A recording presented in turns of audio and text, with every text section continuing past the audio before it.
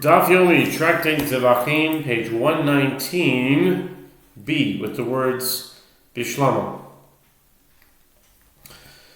Bishkav l'mandi amazo v'zo shilo menucha dinacham l'kibush nachlazo.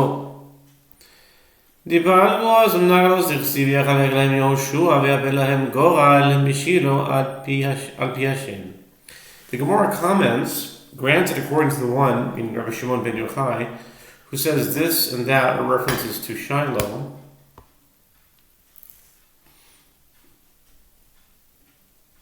No. Rabbi Shimon ben Yochai says that it's Jerusalem. How does he say it's Shiloh? Maybe it's a mistake. Maybe they translated it wrong. But clearly Rabbi Shimon says that this and this is Jerusalem. Okay, so the one who says it's reference to Shiloh, each of the designations may be explained as it is called rest because during the period of Shiloh they rested from the conquest in the time of Joshua. And it is called inheritance because they divided the portions of the land among the tribes there, as it is written, and Joshua divided the land for them. And he cast a lot for them in Shiloh according to the Lord. Joshua 18:10.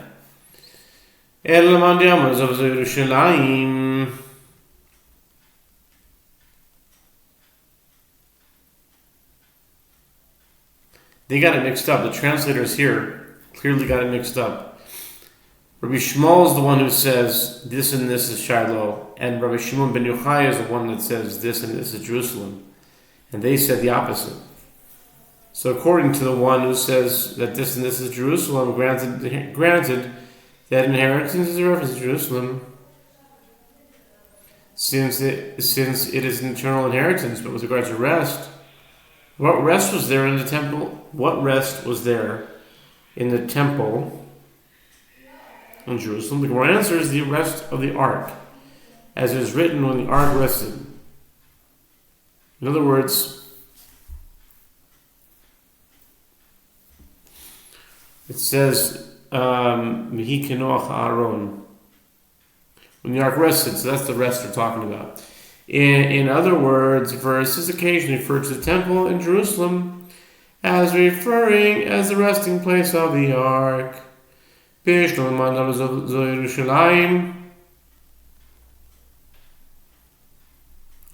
see, they went back to Shimon Yochai. They corrected their mistake. The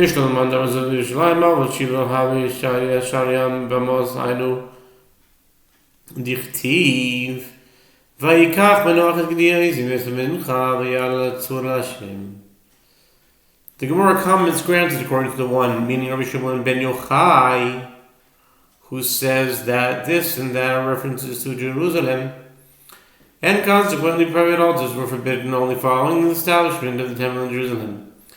But during the period of the tabernacle in Shiloh, private altars were permitted. This is as it is written, so Manoach took the kid with the meal offering and offered them up on the rock to the Lord. Judges 13:19. Meaning, he sacrificed them upon a private altar and not in Shiloh.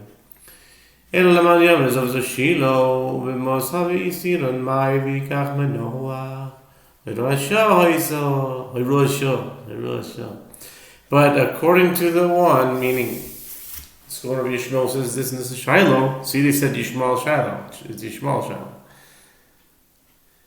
Who said this and this is resident Shiloh and private altars were forbidden during this period was the meaning of Solomon took as it was forbidden to sacrifice offerings outside the temple.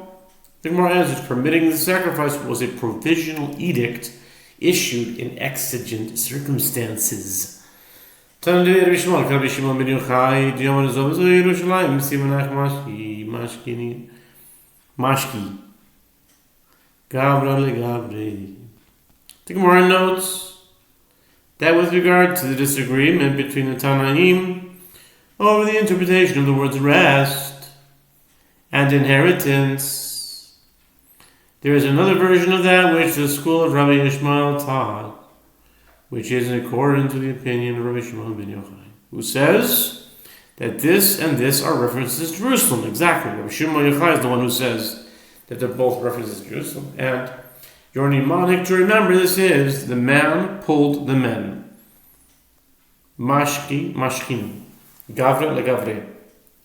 Mashki, gavra legavre. The man pulled the men, meaning Rabbi Shimon ben Yochai was an individual pulled. He convinced the members of the school of Rabbi Shmuel to adopt his opinion.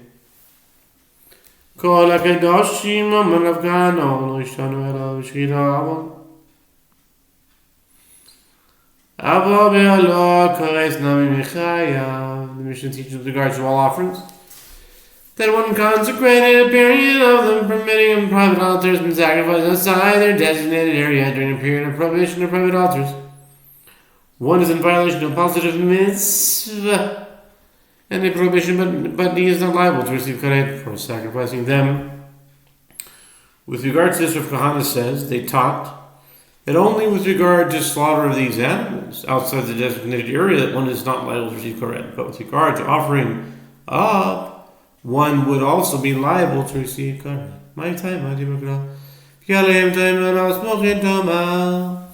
What is the reason for this? It is that immediately following the Torah's description of an offering that was consecrated during a period of the permitting of private altars, the verse states the penalty for sacrificing outside the designated area. And to them you shall say, Leviticus 17:8. The term Alechem, to them, the first letter of which is the letter Aleph, is phonetically similar to the term Alehem, about them.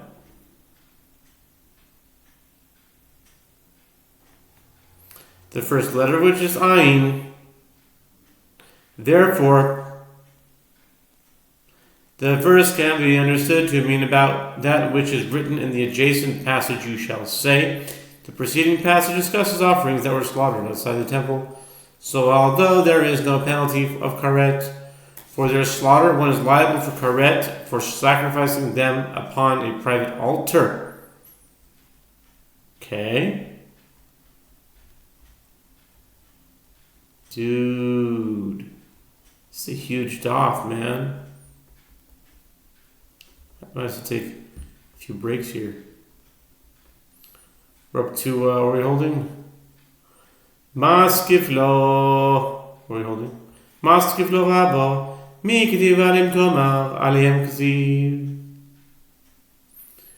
Ve'alihem k'rinun. Rabbah objects this. Is it written, and about them you shall say? To them it is written. And we read it as to them. The verse means that the command should be related to Aaron, his sons, and the Jewish people, who are mentioned in the beginning of the passage. Od Tanya, Arba'a Talot, Haya, Rabbi Shimon, Omer B'Kodashim, Disham B'Sham, B'Shat Isur B'Mot, B'Shachat Aleh V'Hela, B'Shat Isur B'Mot B'Chutz, Harehen B'Aseh, B'Lo Taseh, V'Yesh B'Hen Karet. Hikdishan B'Shat Heter Habamot, B'Shachat V'Hela, B'Shat Isur Habamot, Harehen B'Aseh, V'Lo Taseh, V'En B'Hen Karet. And additionally, it is taught in the Braita Rabbi Shimon would say 4 principles with regard to sacrificial animals. With regard to offerings that one consecrated during a period of prohibition of private altars and slaughtered and offered up outside their designated area during a period of prohibition of private altars, for these one is in violation of a positive mitzvah and a prohibition, and they carry the punishment of karet. With regard to one who consecrated them during a period of the permitting of private altars and slaughtered and offered them up during a period of prohibition of private altars, for these one is in violation of a positive mitzvah and a prohibition, but they do not carry the punishment of karet. Hakdishim b'shas yisur b'bamos v'shachadeh lebachutz b'shas heter b'bamos harein b'asevin v'hem b'lo taseh. With regard to one who consecrated them during a period of prohibition of private altars and slaughtered and offered them up outside their designated area during a period of the permitting of private altars, for these one is in violation of a positive mitzvah, but one has not violated a prohibition with regard to them. Okay, let's pause there just a moment. Continuing, where were we? Right. With regard to one who consecrated them during a period of prohibition of private altars and slaughtered and offered them up outside their designated area during a period of the permitting of private altars, for these one is in violation of a positive mitzvah, but one has not violated a prohibition with regard to them. Ekdishan b'shas heter bamos, v'shachad v'hel b'shas heter bamos, pazot b'krum tiyufta av kahana tiyufta. With regard to one who consecrated them during a period of the permitting of private altars and slaughtered and offered them up during a period of the permitting of private altars, he is exempt from all violations. The Braita states explicitly that there is no distinction between slaughtering and offering up on a private altar. In both cases, one who consecrated the offering during a period of the permitting of private altars and slaughtered or offered it up during a period of prohibition of private altars is exempt from the punishment of karet. The Gemara concludes the refutation of the opinion of Kahana, who distinguished between slaughter and offering up, as a conclusive refutation. Ve'elu kadashim v'chulu smicha d'chsiv b'nei Hashem v'samach. The Mishnah teaches, and these are the consecrated items, and lists components of the sacrificial service that were performed only on the great public altar, meaning in the tabernacle, and not on a private altar. Gemara clarifies the source of each ritual on the list. The source for the halacha concerning placing hands on the head of an offering is as it is written, if his offering be a burnt offering, he shall bring it to the entrance of the tent of meeting, that he may be accepted before the Lord, and he shall lay his hand upon the head of the burnt offering. Leviticus 1, 3-4. Shchitas safoin nichsiv safoin l'bnei Hashem, matonis saviv dichsiv l'zarak al mizbeach saviv. The source for the halacha concerning slaughtering offerings of the most sacred order in the north is as it is written, and he shall slaughter it on the side of the altar northward before the Lord. Leviticus 1:11. This source for the halacha concerning the placement of the blood of a burnt offering around, meaning on all four sides of the altar, is as it is written in Aaron's sons. The priests shall sprinkle the blood round about against the altar that is at the entrance of the tent of meeting. Leviticus 1:5. Tenufa dichsi behin v'kohen v'nei Hashem hagasha dichsi v'gisha l'mizbeach. The source for the halacha concerning waving of those offerings that require waving is as it is written, and the priest shall take one of the lambs and offer it for a guilt offering and a log of oil, and wave them for a wave offering before the Lord. Leviticus 14:12. The source for the halacha concerning bringing meal offerings to the corner of the altar before the removal of the handful is as it is written, and he shall bring it to the altar. Leviticus 2:8. The definite article before the word altar indicates that this applies only to the altar in the temple and not on a private altar. Rabbi Yehuda Omer, Ein mincha b'bama, Omer of Sheish, Yisad divrei Omer yesh mincha b'bama yesh, Oifas b'bama divrei Omer, Ein mincha b'bama, Oifas b'bama. With regard to the question of whether a meal offering was sacrificed upon an altar outside the temple, the Mishnah teaches that Rabbi Yehuda says there is no meal offering sacrificed on an altar outside the temple, even a great public altar, for example, the tabernacle in Gilgal, Nov, and Gibeon. Rav Sheshet says, according to the statement of the one who says, there is a meal offering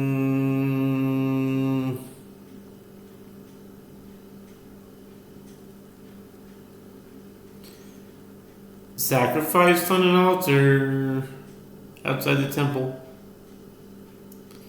There are also burnt offerings sacrificed on an altar outside the temple. according to the statement of the one who says that there is no meal offering sacrificed on an altar outside the temple. There are also no burnt offerings sacrificed on an altar outside the temple. Zevachim v'lo menachos, Zevachim v'lo ephos. The reason for this is that the Torah is referring to offerings that were sacrificed during the period of the permitting of private altars as slaughtered offerings, Zevachim, in the verse, and sacrifice them for sacrifices of peace offerings. V'zevachu zivchei, or peace offerings. Leviticus 17 verse 5, from which it may be inferred slaughtered offerings but not meal offerings, slaughtered offerings but not burnt offerings, meaning neither meal offerings nor burnt offerings were sacrificed on an altar outside the temple, including a great public altar. V'kohen nichtiv the Gemara continues detailing the distinctions between great public altars and small private altars. And a priest is required only at a public altar, as it is written, and the priest shall sprinkle the blood against the altar of the Lord at the entrance of the tent of meeting. Leviticus 17:6. Priestly service vestments are required only at a public altar, as it is written, and they shall be upon Aaron and upon his sons when they go into the tent of meeting, or when they come near to the altar to minister in the sacred place. Exodus 28:43. Uchishareis asher yisharosu bam b'kodesh nereach nichoyach dichsiv nereach nichoyach l'Hashem. And with regard to service vessels, it is written, and they shall take all the service vessels wherewith they serve in the sacred place. Numbers 4:12. With regard to a pleasing aroma, meaning that limbs that have previously been roasted off the altar should not be placed upon the altar. It is required only on a public altar, as it is written, and the priest shall sprinkle the blood against the altar of the Lord at the entrance to the tent of meeting, and the priest shall make the fat smoke for an aroma pleasing to the Lord. Leviticus 17 verse 6. Mechita b'damin dichtiv ha'isar hareshes al chatzi ha'mizbeach richut yadayim nichsiv b'kron sam ha'mizbeach yirachatzu. A partition for the blood, meaning the red line that divides the altar, as the blood of some offerings, for example, a sin offering, was sprinkled above the line, and the blood of other offerings, for example, a burnt offering, was sprinkled below the line. Okay. Was required only on a public altar, as it is written, and the net may reach halfway up the altar. Exodus 27 verse 5. The definite article before the word altar indicates that this applied only to the altar in the tabernacle.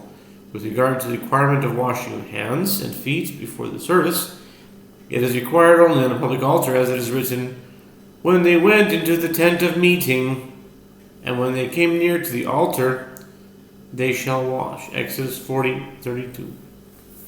Amar Rabbi Yochanan lo yishanu el b'kodshei b'am b'ketano mikrivum b'am b'ketana v'lukodshei b'am b'ketana krivum b'am b'gedola yesh chitzui. Concerning the halakha requiring a partition for the blood, and other halachot that did not apply to a private altar but did apply to a great public altar, Rami Barchama said the sages taught that there is no requirement for partition only with regard to consecrated sacrificial items to be used on a small private altar, and which one sacrificed upon a small private altar. But in the case of consecrated sacrificial items to be used on a small private altar that were sacrificed upon a great public altar, there is a partition.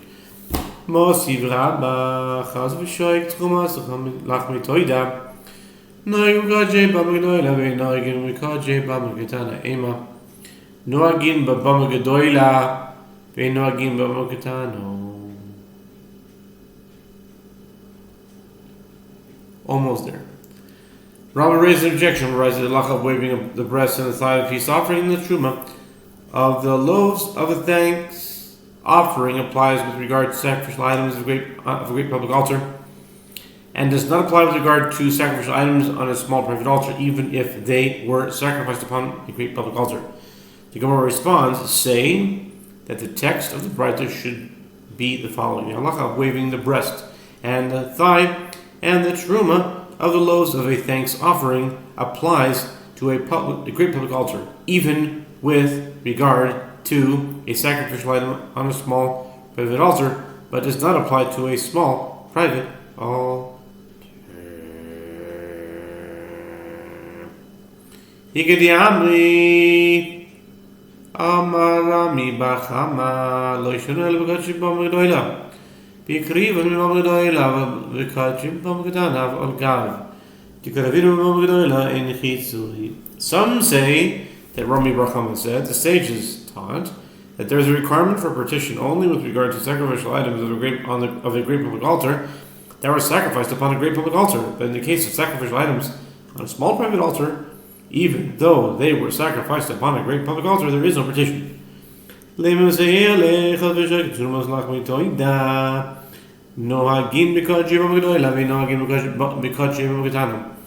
Gemara suggests, let us say, that the following Braita supports the opinion of Rami Barchama. Waving of the breast and thigh of a peace offering and the truma of the loaves of a thanks offering applies to sacrificial items of a great public altar and does not apply to sacrificial items on a small private altar. The